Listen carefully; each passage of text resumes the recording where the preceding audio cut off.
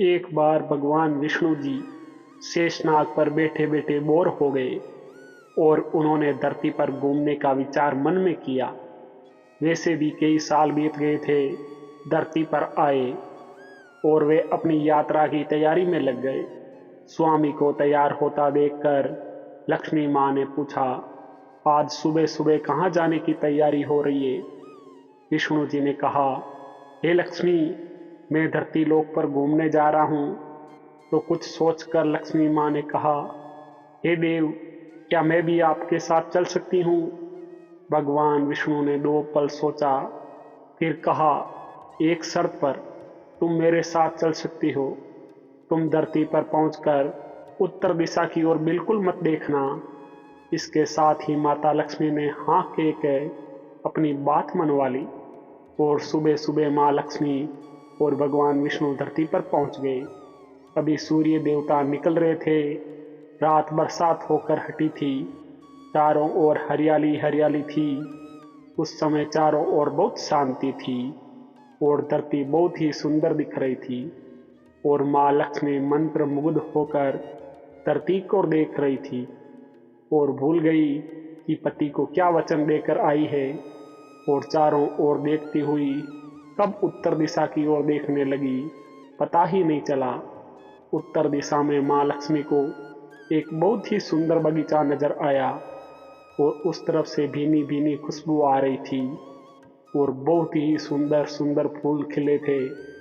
ये एक फूलों का खेत था और माँ लक्ष्मी बिना सोचे समझे उस खेत में गई और एक सुंदर सा फूल तोड़ लाई। लेकिन ये क्या, जब माँ लक्ष्मी भगवान विष्णु के पास वापस आई तो भगवान विष्णु की आंखों में आंसू थे और भगवान विष्णु ने माँ लक्ष्मी को कहा कि कभी भी किसी से बिना पूछे उसका कुछ भी नहीं लेना चाहिए और साथ ही अपना वचन भी याद दिलाया। माँ लक्ष्मी को अपनी भूल का पता चला तो उन्होंने भगवान विष्णु जी से इस भूल की माफ़ी मांगी।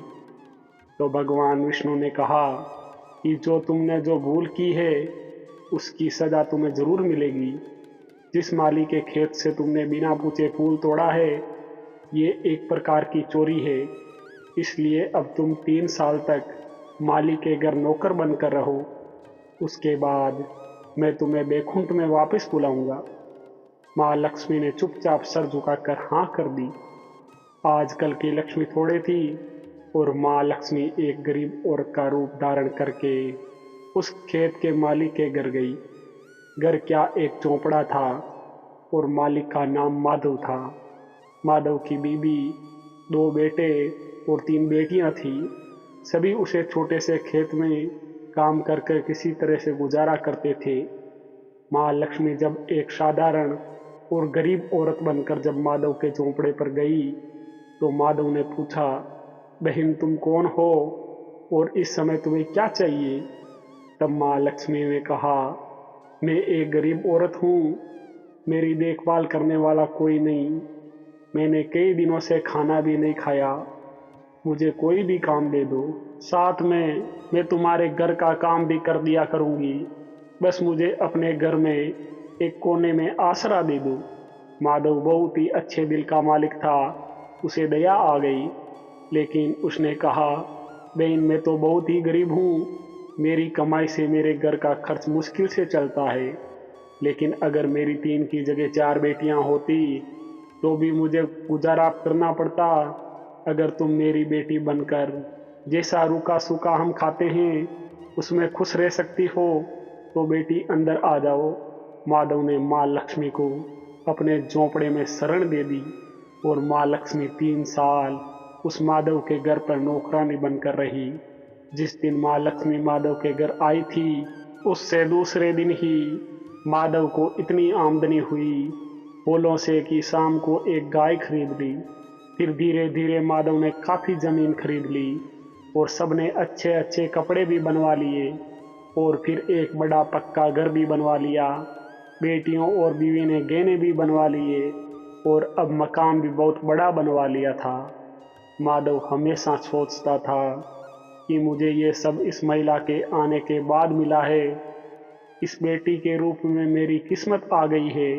और अब 2-4 साल बीत गए थे, लेकिन महालक्ष्मी अब भी घर में और खेत में काम करती थी। एक दिन माधव जब अपने खेतों से काम खत्म करके घर आया, तो उसने अपने घर के सामने द्वार पर एक देवी स्वरूप गहनों से लदी एक औरत को देखा। ध्यान से देखकर पहचान गया, अरे ये तो मेरी मुंह बोली चौथी बेटी यानी वही औरत है। और पहचान गया कि ये तो माँ लक्ष्मी है। अब तक माधव का पूरा परिवार बाहर आ गया था और सब हैरान होकर माँ लक्ष्मी को देख रहे थे। माधव बोला, हे माँ, हमें माफ कर, हमने तेरे से अनजाने में ही घर और खेत में काम करवाया है। माँ, ये कैसा अपराध हो गया।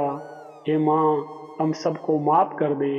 अब माँ लक्ष्मी मुस्कुराई और बोली, हे माधव, तुम बहुत ही अच्छे और दयालु व्यक्ति हो। तुमने मुझे अपनी बेटी की तरह रखा, अपने परिवार के सदस्य की तरह से। इसके बदले मैं तुम्हें वरदान देती हूँ कि तुम्हारे पास कभी भी खुशियों की और धन की कमी नहीं रहेगी। तुम्हें सारे सुख मिलेंगे जिसके तुम हकदार हो। और फिर माँ अपने स्वामी के द्वारा भेजे रथ में बैठकर बैकुंठ चली गई।